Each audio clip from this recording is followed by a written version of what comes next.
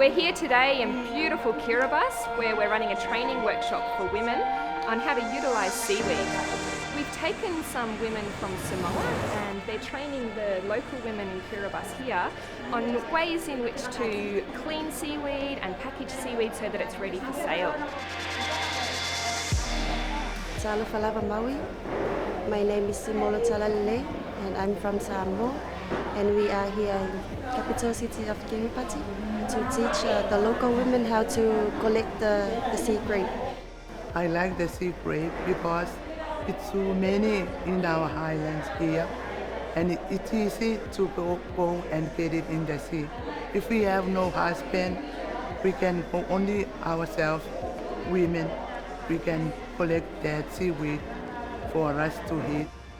We've just been down to the intertidal to see the sea grapes in their natural habitat. Some of the women are very familiar with them. They've been familiar eating them as children, and one lady even said that she remembers her mother using it to attend to bleeding gums. So there's real history and cultural connection to this seaweed that means that it's ideal for ACR to see how we can reconnect women to this seaweed enterprise opportunity, not only for income but also because this project's shown how highly nutritious it is, and that's really important.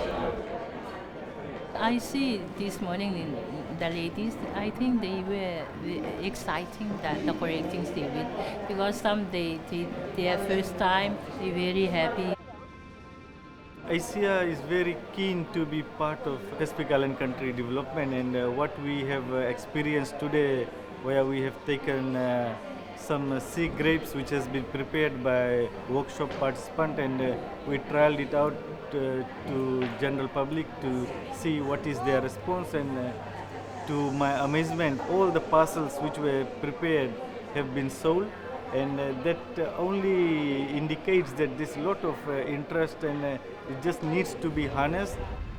I see this sea grape resource can very beneficial to our women group if they commit themselves in harvesting them and selling them, because we have plenty and it's there, it's readily available.